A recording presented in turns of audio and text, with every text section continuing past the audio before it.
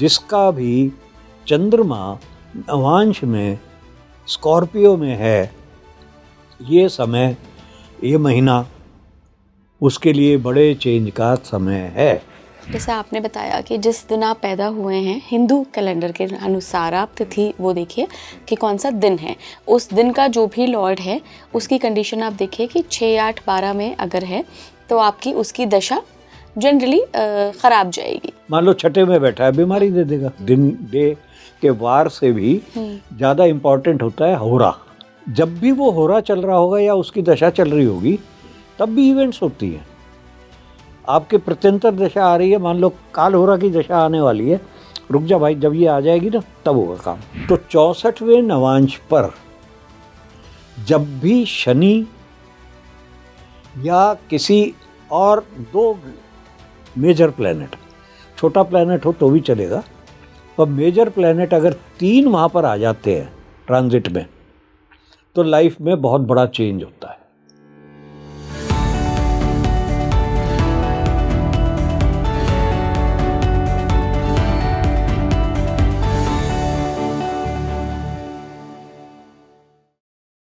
नमस्कार भारत, आप देख रहे हैं स्पीकिंग ट्री। मैं हूं आपके साथ हिला गोस्वामी।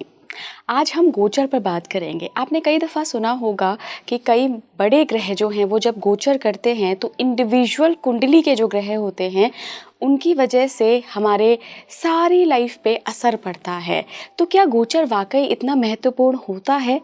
कब गोचर का एक्टिवेशन होता है? क्या उसके लिए दशाएं ज़रूरी होती हैं? आज इन सब पर बात करेंगे। साथ ही हम शनि के यानी कि सैटर्न के ट्रांजिट गोचर के वक्त में हुई कुछ ऐसी बड़ी घटनाओं को भी डिस्कस करेंगे जो कि आपका पूरा जीवन बदल कर रख सकती हैं। लेकिन उसके कुछ कंडीशंस हैं जो कुंडली में चेक करना बहुत ज़रूरी है। थोड़ी सी हिंट देती हूँ, जैसे कि कुंडली में अगर वक्री शनि हो तो शनि का गोचर कुछ ना कुछ बदलाव, बहुत बड़ा बदलाव लाता है। हमने 2 कुंडलियों पर भी डिस्कस किया है, रामकृष्ण परमहंस और दूसरी कुंडली मोहम्मद अली की। तो क्या उनकी कुंडली में कॉम्बिनेशंस थे कि जैसे ही सैटर्न का ट्रांजिट यानी कि शनि का गोचर लगा उनकी लाइफ पूरी 360 डिग्री पर बदल गई। सब पर बात करेंगे। मेरे साथ बहुत ही बड़े ज्योतिषी, रेनाउंड एस्ट्रोलॉजर जुड़ रहे हैं जो कि इस क्षेत्र के बहुत पुराने नाम है, वीपी गोयल सर। सर बहुत बहुत स्वागत है आपका स्पीकिंग ट्री पर। सर आज हम गोचर की बात करेंगे और खास करके हम शनि के गोचर की बात करेंगे कि तो शनि तो है ही सबसे बड़ा प्लेनेट भाई। बिल्कुल बिल्कुल सबसे बड़ा प्लैनेट है। तो सबसे पहले सर, जनरली हमने ऐसा सुना है कि आपकी जो बर्थ चार्ट होता है, जो लग्न कुंडली होता है, वो सबसे पहले वो मायने रखता है कि कौन सा ग्रह किस स्थिति में है वहाँ पर। उसके बाद जो आपकी दशाएं होती हैं वो मायने रखती हैं। सबसे आखिर में फिर गोचर मायने रखता है। आपको क्या लगता है कि गोचर कितना इम्पोर्टेंस रखता है? पहला विवाद तो योग या दशा कि कौन सा इम्पोर्टेंट है। बिल्कुल है नहीं, बहुत से कहते हुए दशा खराब चल रही है। भाई बेसिक प्रॉमिस तो होनी चाहिए ना, तभी तो दशा काम करेगी। बेसिक प्रॉमिस है और ठीक दशा, उसके बाद नेक्स्ट इंपॉर्टेंट है, तब वो भाग्यशाली है। ठीक है। अब दशा जो है वो रियल इंडिकेटर है।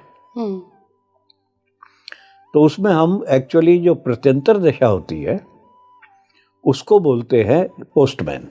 अच्छा, डिलीवरी बॉय। अच्छा अच्छा, ठीक है। तो डिलीवरी बॉय को प्रत्यंतर में जब उसको डिलीवर करनी होता है, रिजल्ट डिलीवर करना है, उस समय गोचर काम आता है उसके लिए। किस तरह से? अब कंडीशन क्या है? आप किसी एक डिलीवरी बॉय को बोलते हो भाई ये चिट्ठी वहां पहुंचानी है, ठीक है, तो पहले उसको पता होना चाहिए ये एड्रेस क्या है, कहाँ पहुंचानी है। ज्योतिष में बात करें तो किस हाउस में पहुंचानी है।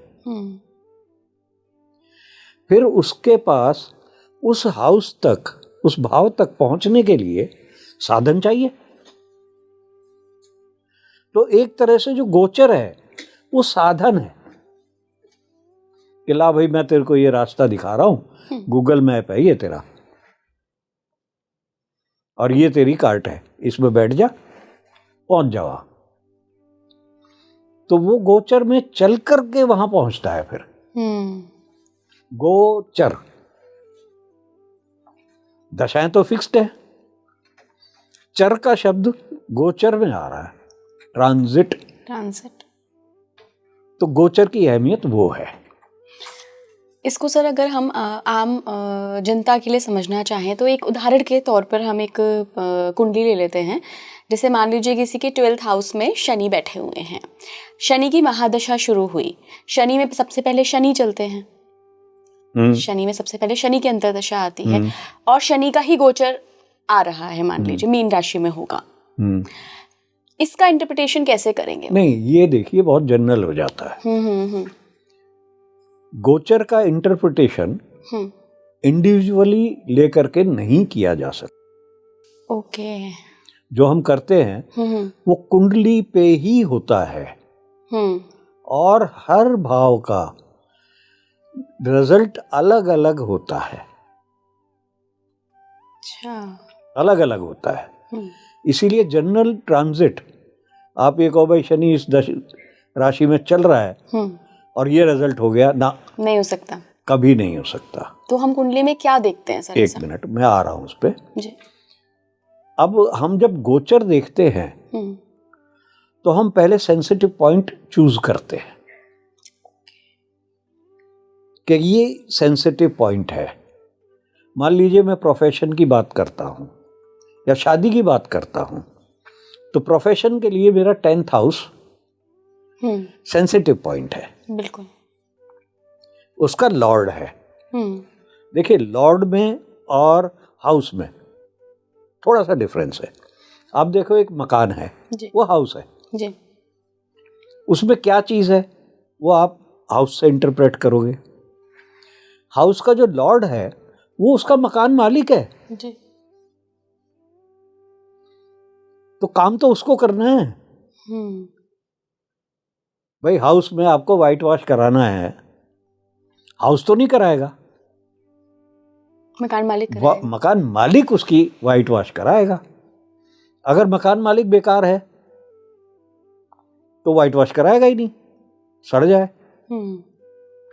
तो हम सबसे पहले जिस भाव का भी हमें गोचर देखना है जी, तो हम पहले उसके स्वामी को देखते हैं, लॉर्ड को देखते हैं, फिर उसकी नेचर को जानते हैं ये है क्या। तो उसके लिए हम जाते हैं नवांश में, उस लॉर्ड की कंडीशन देखने के लिए नवांश का स्वामी देखेंगे। अच्छा। वहां से कंडीशन भी आ जाएगी, मैं उस डेप्थ तक नहीं जा रहा हूं। उसका स्वामी देखेंगे। ठीक है। जब शनि महाराज उस नवांश के स्वामी, मान लीजिए वो लियो में बैठा हुआ है, लियो में बैठा है, तो लियो राशि उस भाव के लिए प्रोमिनेंट हो गई और उसके स्वामी सूर्य वो प्रोमिनेंट हो गए। तो जब शनि महाराज सूर्य को या लियो को ट्रांजिट में इफेक्ट प्रभावित करेंगे, तब उस दशम भाव का फल मिलेगा।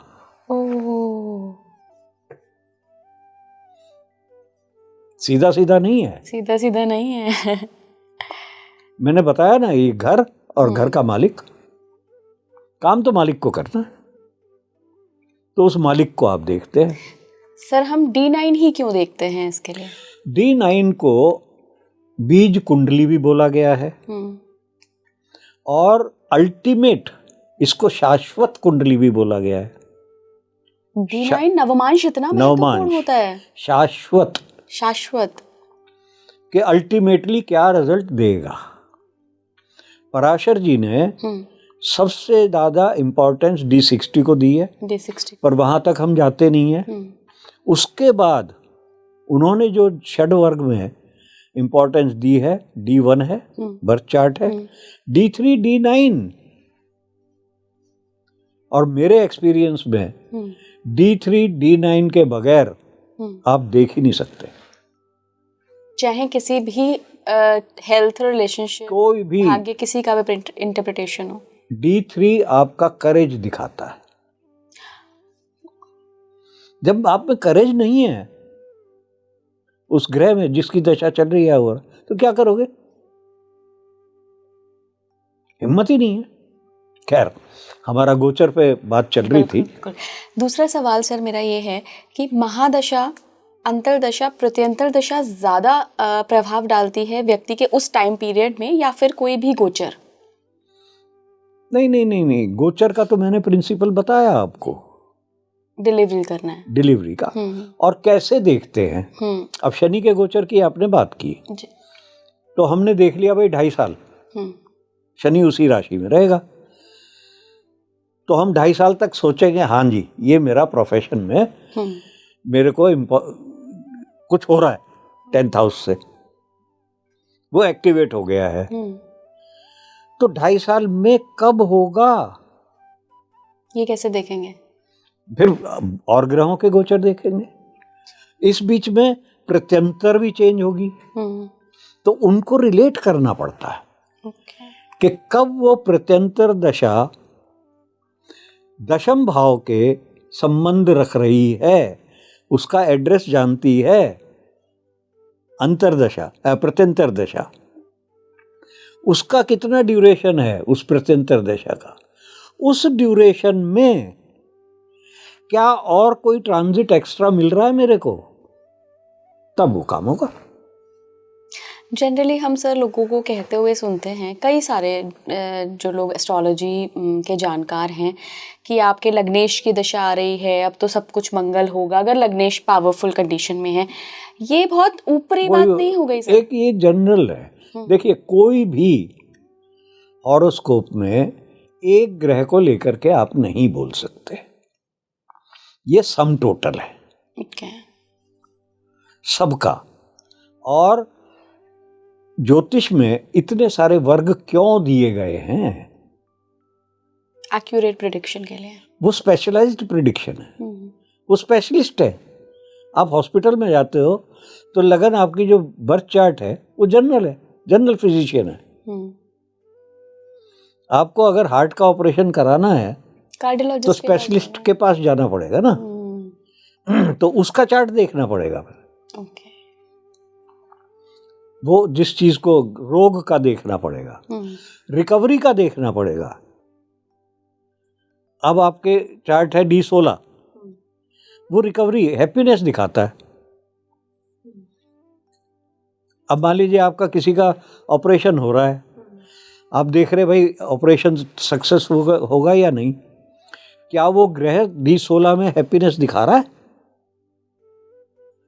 बहुत से कहेंगे यार वो हैप्पीनेस दिखा रहा था पर आपकी तो सर्जरी हो गई। ओ भैया, सर्जरी की वजह से ही तो हैप्पीनेस आएगी।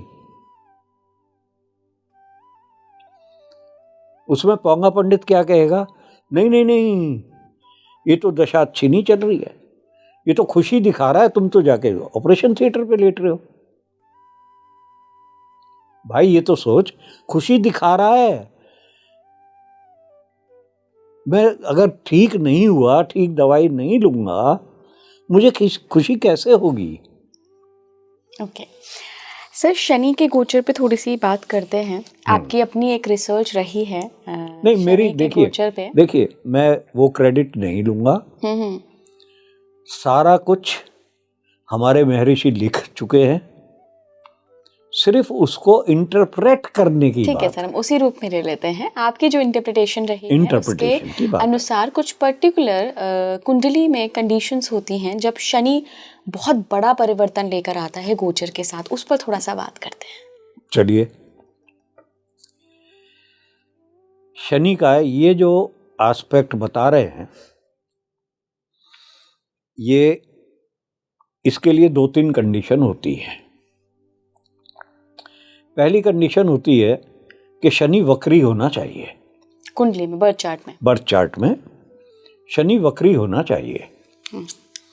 अगर वक्री नहीं भी होगा तो वो रिवर्ट बैक नहीं करेगा, रिवर्स नहीं करेगा। हो सकता है उसी स्ट्रीम में आप चलते रहें। मैं जो अभी आपको दे रहा हूं शनि के एक जनरल एक शनि का, 2 फॉर्मूले दूंगा मेजर चेंज इन लाइफ। ठीक। तो पहले शनि का है, वो रेट्रोग्रेड होना चाहिए। ठीक है। दूसरा, जो शनि की डिग्रीज है, भोगांश है, लॉन्गिट्यूड है जन्म कुंडली में, उसके नियर अबाउट 1 डिग्री मैक्सिमम आप ले लीजिए, नियर अबाउट कोई और एक प्लेनेट होना चाहिए। ओके, ठीक है। तो उसी डिग्री पे ये मिल गए। ठीक है। अब शनि जब उस डिग्री पर ट्रांजिट करेगा,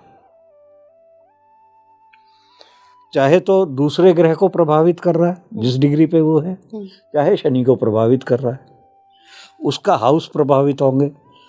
जब वो एंटर करेगा उस राशि में, आदमी का मेजर चेंज शुरू हो जाएगा। और जब बिल्कुल क्लोज डिग्री पे आएगा, उस डिग्री के बाद 1 डिग्री, तब वो चेंज कंप्लीट हो जाएगा। देखिए, कोई भी चेंज आप करते हैं तो आप जॉब या बिजनेस शुरू करते हुए बिजनेस शुरू हो गया, तो साल 2 साल लगेगा, 6 महीने लगेंगे, तो वहां से चेंज शुरू हो जाता है। आप नया जॉब शुरू कर देते हैं, नया काम शुरू कर देते हैं, पर जब वो एग्जैक्ट डिग्री पे आएगा तब वो पीक पे पहुंचेगा। ओके। क्या कई केसेस में सर बहुत बड़ा चेंज भी देखा है सैटर्न की इस कंडीशन के? हाँ, ये अब मैं पता नहीं बोल सकता हूँ या नहीं यहाँ पर, ये मैंने अपनी सरल 5 में लिखा हुआ है जी। उसमें मैंने शनि का गोचर ये दिया है, और रामकृष्ण परमहंस उनकी कुंडली मैंने ली है उसमें। ठीक है। शनि वक्री है और एक और ग्रह उसी डिग्री पर है, बिल्कुल थोड़े से डिफरेंस पर है। तो इनको जब साधना शुरू की परमहंस जी ने, तो शनि उस राशि में एंटर हुआ था। जब वो एंटर हुआ तो इनको इस तरह से मूड आने लग गए थे, समाधि के काफी स्ट्रॉन्ग मूड आने लगे थे। और जब उस एग्जैक्ट डिग्री पे शनि की एग्जैक्ट डिग्री पे जब वो पहुंचा था, तब उनको काली माँ के दर्शन हुए थे। शायद ये 1836 की या 35 की बात है। तो एक तो ये दिया है। दूसरा मैंने दिया था कैशियस क्ले, उसका उदाहरण अभी याद आ रहा है। कैशियस क्ले के भी शनि वक्री है और एक और ग्रह उसके साथ सेम डिग्रीज पर है। तो कैशियस क्ले शायद अपने मुक्केबाजी के लिए दूसरी कंट्री में गए थे, और वहाँ पर इनके जो कुछ फ्रेंड बने वो मुस्लिम थे, और मुस्लिम नेशन लीग कुछ इस तरह की एक संस्था थी। वो जो इनका फ्रेंड था कैशियस क्ले को वहाँ लेके चला गया कि चलो लेक्चर वगैरह वहाँ सुनते हैं। वो तो जाता ही था, तो इनको वो वहाँ पर जाने का शौक लग गया। अपनी कुश्ती भी जीती, रेसलिंग भी जीती, और वो भी, तो उससे ये कन्विंस हुए कि शायद मैं यहाँ आया हूँ इसलिए मेरे को वर्ल्ड फेम मिल रहा है। शनि ट्रांजिट कर चुका था जब वो वहाँ गए, और जब शनि मई का महीना था शायद, शनि ने एग्जैक्ट डिग्री पे ट्रांजिट किया, और उसी संस्था ने इनका नाम मोहम्मद अली रख दिया। मोहम्मद सबसे बड़ा, अली जो जीतता है, जो कभी हारता नहीं है। तो इनका मेजर चेंज आया कि ये क्रिश्चियन से मुस्लिम बन गए। शनि का इतना स्ट्रॉन्ग असर, पर ये कंडीशन मिलनी चाहिए ना, ये बड़े लोगों के उसमें, जिनके लाइफ में मेजर चेंज आने वाला होता है, तब ये मिलता है आपको।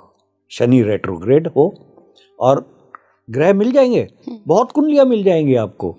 आप अगर ट्रेस करके देखोगे मेजर चेंज आए होंगे। वो भी सर देश काल पात्र के अकॉर्डिंग होंगे ना, आप पहले से क्या कर रहे हो हम तो एक चीज कहते हैं भाई, ट्रांजिट है। अब ओवरऑल कुंडली की सिचुएशन क्या है, ठीक है। अब मैं कहता हूं एक पॉजिटिव ट्रांजिट, एक जो सड़क पे पटरी पे रेडी लगा करके सब्जी बेच रहा है,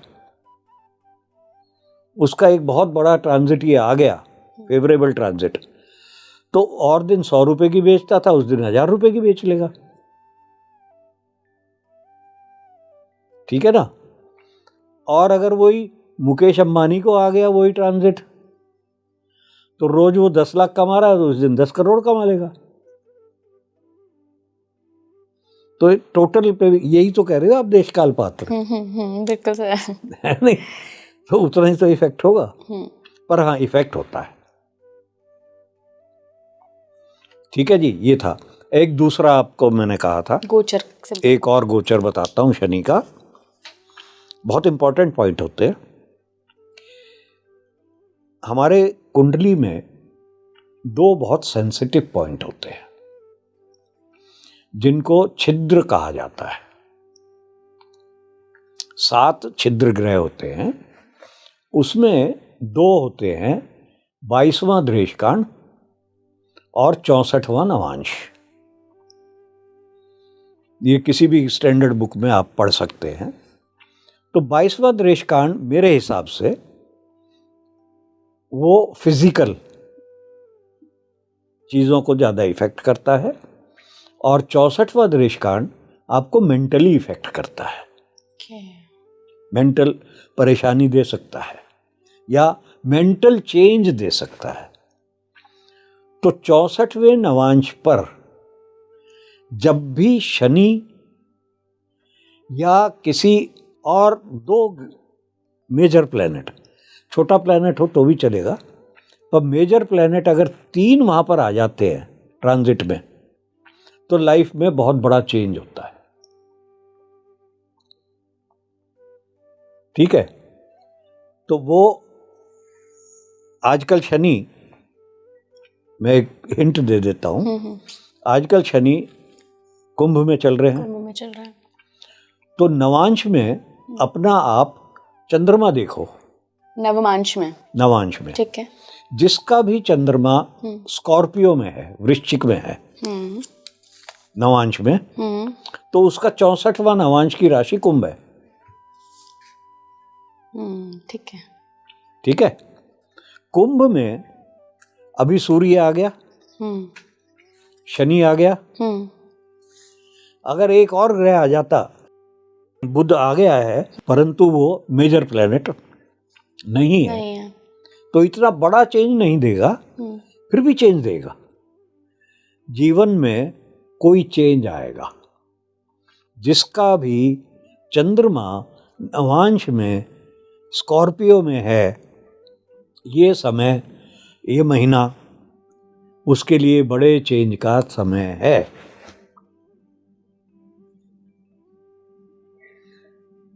ठीक है जी, तो इस तरह से देख लेते हैं।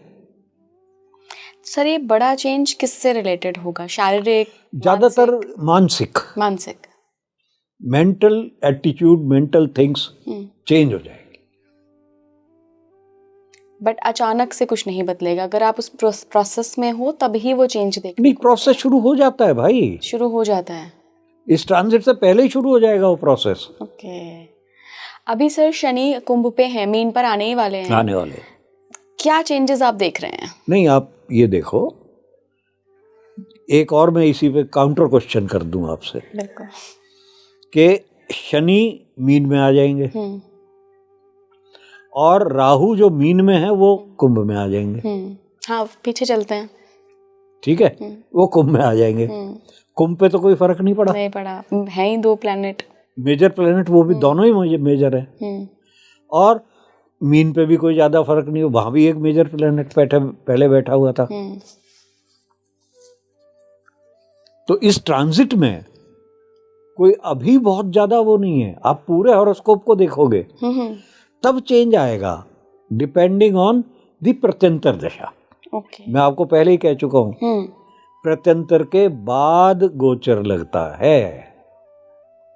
जब तक प्रत्यंतर ठीक नहीं मिलेगा, फेवरेबल नहीं मिलेगा, गोचर काम नहीं करेगा। हमने सर ऐसा भी सुना है कि जैसे ही शनि मीन राशि पर आएंगे तो जिनका लग्न मीन है या फिर जिनकी राशि मीन है, उनकी लाइफ में भी कुछ बड़ा चेंज देखने को मिलेगा, चाहे वो मानसिक स्तर पे हो, चाहे वो शारीरिक स्तर पे हो, बाकी उनकी दशा। नहीं, देखिए शनि हमेशा मेजर चेंज लाता है, ठीक है। अब वो डिपेंड करता है कौन सी लगन है। और मैंने आपको तरीका बताया था नवांश पे देखने का, लॉर्ड को ले जा करके। तो इस तरह तो मैं जनरल प्रेडिक्शन दे नहीं सकता। जी बिल्कुल। आपको वैसे ही मैं बताऊं, 12 राशियां हैं सिर्फ हमारे पास जी। और वर्ल्ड की पॉपुलेशन 720 करोड़ से ज्यादा है। तो एक राशि की बात मैं जब करता हूं तो 60 करोड़ व्यक्तियों की बात करता हूं। बिल्कुल बिल्कुल। और मजे की बात यह है कि भगवान देखो कितना दरिया दिल है, एक साथ पैदा भी हुए हो तो दोनों की शक्ल या कोई ना कोई सिम्टम अलग होगा। सबका डीएनए ही अलग है सर। बिल्कुल अलग होगा।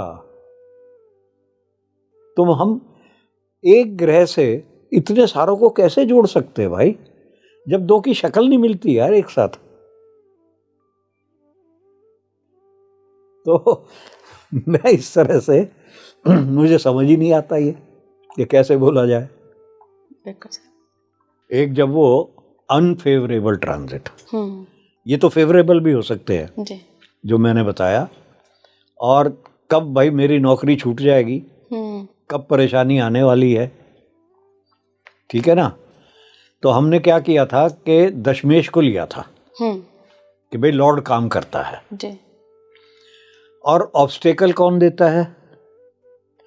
किसी भी भाव से 8वां भाव, हाँ जी, ऑब्स्टेकल देता है, ठीक है। तो हम दशम से 8th देख लेंगे, ठीक है। वो 5वां भाव हो गया। हाँ। अब देखिए विडंबना, इसमें क्या होगा, 5वें भाव को अब उस लॉर्ड को हम नवांश में ले जाएंगे और वो जो राशि और लॉर्ड आएगा उसके ऊपर शनि का ट्रांजिट आपके 10वें भाव को हानि पहुंचाएगा। अब यहां पर कुछ विद्वान मेरे को पकड़ना भी चाहेंगे कि जी 5वें का आप देखोगे तो बुद्धि के लिए और संतान के लिए होता है भाई। आपने बताया उसके लॉर्ड को देखा तो वो संतान के लिए अच्छा होगा, बुद्धि के लिए अच्छा होगा, ठीक है। तो संतान के लिए अच्छा होगा, मैं कब मना कर रहा हूं। बुद्धि भी तेज हो जाएगी क्योंकि आपको नौकरी से निकाल देंगे। ये होगा ही होगा सर, ये हो सकता है, मतलब अब आगे कंडीशन मैं किस लिए हाँ पक्का नहीं कहता हूं, क्योंकि गोचर इज द लास्ट स्टेप। बाकी प्रॉमिस तो चाहिए। अब किसी के मोदी के आ जाएगी ट्रांजिट, ठीक है, बीच में वो प्राइम मिनिस्टरशिप चली जाएगी क्या? अब वो लेवल वो देखना पड़ेगा। तो वो कुंडली पे डिपेंड करता है। पर ये जो तरीके अभी हमने ट्रांजिट के बात की हैं, हाँ जी, वो सिर्फ एक चीज आपको समझाने के लिए या आप उसको जाने कि सिंगल लेकर के इंडिविजुअल उस पे रूल हमेशा अप्लाई आप ट्रांजिट का नहीं कर सकते। और ज्यादातर आप देखेंगे कि जो जितने भी पंडित बैठे हुए हैं वो ट्रांजिट देखते, अरे तेरा शनि तो यहाँ चल रहा है, तेरा बृहस्पति तो सप्तम भाव को देख रहा है, मैरिज हो गई तेरी तो, है ना, दशम भाव को कर रहा है, प्रमोशन हो गई। ओ भैया ये देख ले वो है कौन, बृहस्पति, कबाड़ा भी तो कर सकता है, सर मैं फिर से वही सवाल करूंगी आपसे कि गोचर को कितनी महत्ता देनी चाहिए। मैं आपको वही बार बार कहा कि हम स्टार्ट कहाँ से करते हैं। पहले कुंडली के योग कि प्रॉमिस क्या है, किस लेवल की कुंडली है। ओके। उसके बाद होती है दशाएं। कौन दशाएं टाइम पे आनी चाहिए। दशा, अंतरदशा। अब दशा का भी अब आप इतने उससे पूछ रहे हो, मैं दशा का भी बताता हूं। मैं हमेशा कुंडली के लगन के स्वामी को एम्परर बोलता हूं। चक्रवर्ती राजा जो लग्नेश है, लग्नेश जो होता है। उसके बाद जो दशा जिसकी चल रही होती है वो अपना राजा होता है अपने पीरियड का। ठीक है, तो जो चक्रवर्ती राजा है वो ओवरऑल है। अब जो राजा है अगर उसका दुश्मन है तो राजा दुखी रहेगा ना, चक्रवर्ती वाला उसको डंडा लगाता रहेगा। ठीक है ना। उसके बाद जो अंतरदशा होती है वो उसके ब्यूरोक्रेट्स, एग्जीक्यूटिव ऑफिसर्स होते हैं उस राजा के। वो राजा कहता है मेरे को ये काम करवाना है। अब जो अंतरदशा वाला है वो अपनी समझ लगाता है उसमें कि राजा को तो नाराज नहीं कर सकता, काम तो करूंगा पर अपने तरीके से करूंगा, जो सारे ब्यूरोक्रेट्स करते हैं। ठीक है। तो अंतरदशा इज द एग्जीक्यूटर, वो काम करता है। उसके बाद प्रत्यंतर दशा, और आप कितना भी आगे बढ़ा लो तो प्रत्यंतर दशा जो है बाकी के दौड़ने फिरने वाले, काम करने वाले वो लोग हैं। तब गोचर आता है। आपको बार बार मैं बोल रहा हूं कि किसी हर एक के पे एक जैसा गोचर, मान लो 2 पे आ रहा है, बहुत लोगों पे आ रहा है एक जैसा गोचर। एक राशि पकड़ लो, वही मैं जैसे कह रहा हूँ 60 करोड़ लोगों पे गोचर आ रहा है। अब कहाँ से स्टार्ट हुए, कौन सी दशा है, कौन सी अंतरदशा है, एग्जीक्यूटिव कौन है, डिलीवरी बॉयज कौन कौन है, उसी तरह से गोचर चलेगा ना। सर आपने लग्नेश की बात करी कि सबसे पहले आप लग्नेश को देखते हैं कि एम्परर, क्योंकि वही वो एम्परर। तो अगर लग्नेश 6, 8, 12, चूंकि इनको थोड़ा सा चैलेंजिंग हाउसेस बताया जाता है, अगर 6, 8, 12 में ही लग्नेश आके बैठ जाएं किसी हाउस में तो फिर भी क्या लग्नेश जहां बैठता है वो राजा का सिंहासन बन जाता है, वो एम्परर है। उसकी कंडीशन को खराब जहां बैठ गया खुद खराब हो जाएगा, उस हाउस को उठा देगा। आप राजा हैं जी, आपके बुरे दिन आ गए, कंधे नाले के बाहर बैठे हुए हो, आप राजा तो हो ना, उसको ठीक कर दोगे। पर आपको लोग कहेंगे सारा गंदे नाले में बैठा हुआ है, आप खराब हो जाओगे। ठीक है ना। तो कुंडली में पहली बात यही है। मैं तो इसको इतना तक कहता हूं कि जन्म की दशा, बर्थ की दशा देख लो भाई, वो राजा से मिलती है, राजा को सपोर्ट करती है, राजा सपोर्ट कर रहा है उसको, एम्परर। अगर नहीं कर रहा है दुखी रहोगे जिंदगी भर, वो दशा चाहे खत्म ही हो जाए। बिल्कुल। सर ये तो बड़ा जनरल प्रेडिक्शन नहीं हो गया? बहुत जनरल नहीं है, अप्लाई करो। मैं तो और छोटे छोटे टिप दे हूं आपको, आप बना रहे हो। ठीक है, आप देखो आपके जन्म का दिन कौन सा है। ठीक है, देख लिया। ग्रेगोरियन नहीं, हिंदू मेथड से। जी। सुबह 6 बजे दिन शुरू होता है, रात को 12 बजे नहीं होता। जी बिल्कुल। ठीक है जी। अगर वो दिन का स्वामी जिसमें आपका जन्म हुआ है वो 6, 8, 12 का स्वामी है या वहां बैठा है, उसकी दशा में तकलीफ होगी। अगर वो आपका स्वामी अच्छी जगह बैठा हुआ है उसकी दशा बढ़िया जाएगी।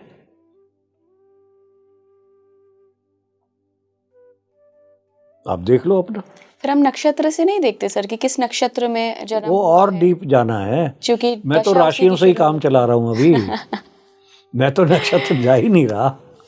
तो सर फिर ये तो डबल डबल प्रेडिक्शन नहीं हो गया कि हम नक्षत्र से अलग देख रहे हैं ना ना कि- ना ना ना ना ना, हम्म, नक्षत्र और ज्यादा डीप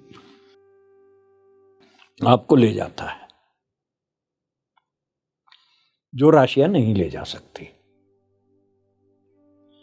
परंतु नक्षत्र की डेप्थ तक पहुंचना और देखना आसान काम नहीं है।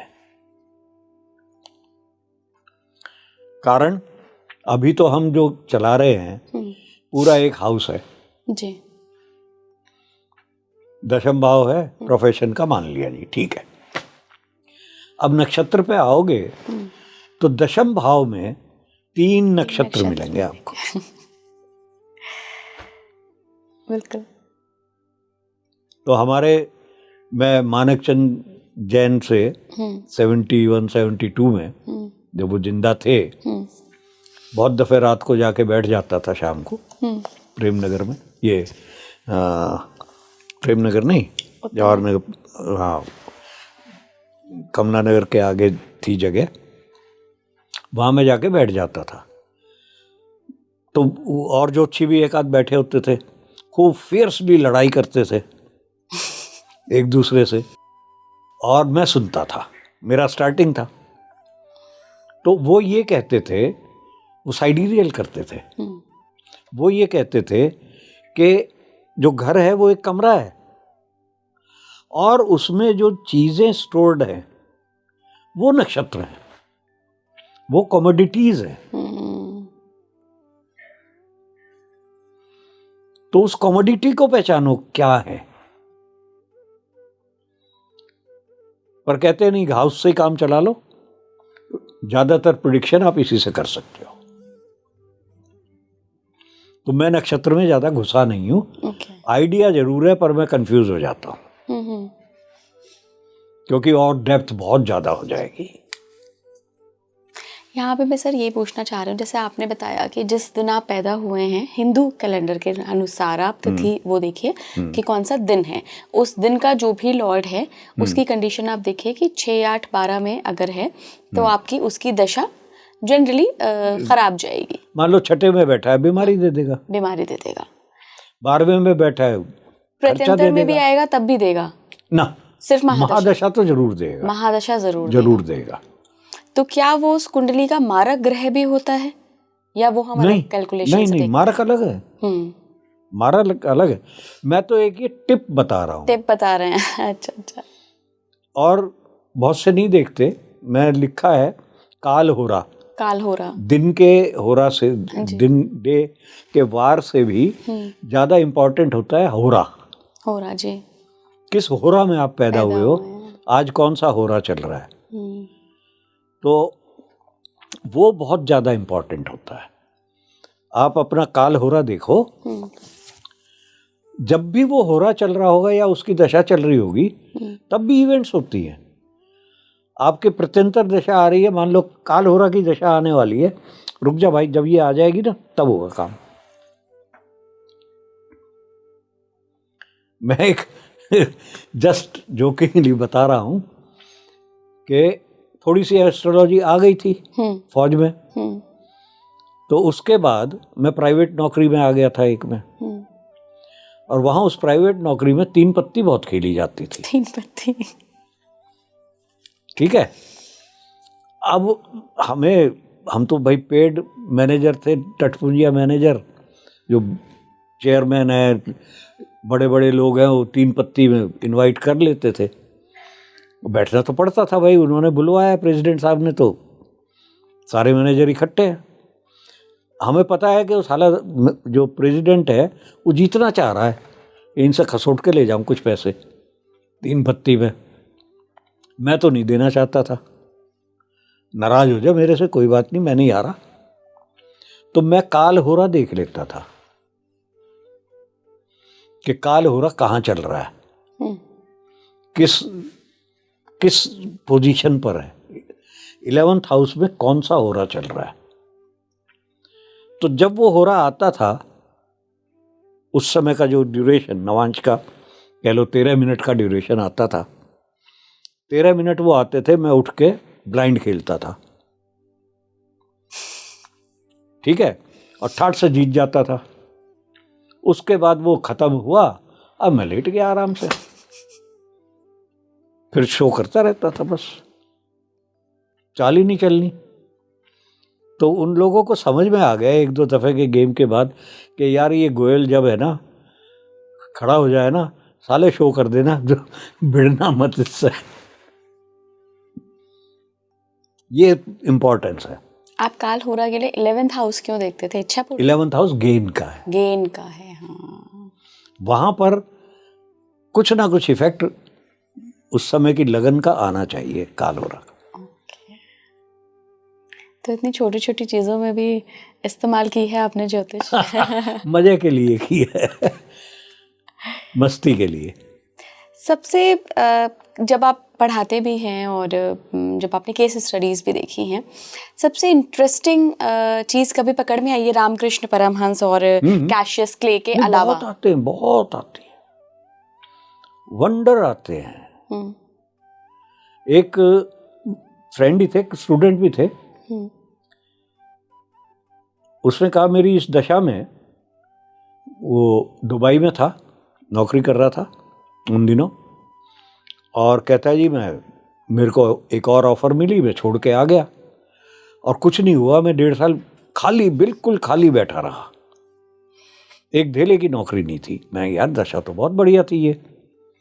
अब देखो इस पे लगा 22वां दृष्कांड, 64वां नवांश, कौन सा प्लेनेट था निकालो, दोनों वही मिले जिसकी दशा अंतरदशा थी। हो गई रिसर्च। तो मैंने अपने उसमें लिखा है कि एक ही प्लेनेट अगर वो हो जाता है 64वां नवांश और 22वां दृष्कांड, बहुत ही डिफिकल्ट टाइम जाता है। एक ही हो जाए, मैं खुद भुगत चुका हूं, अच्छा खासा अच्छी सैलरी, गवर्नमेंट जॉब सब छोड़ छाड़ के चला गया कहीं, और वही दशा शुरू हुई थी। 3 साल तनख्वाह नहीं मिली, भूखे मर गए। जिस दिन वो दशा खत्म हुई, वापस सेम डे।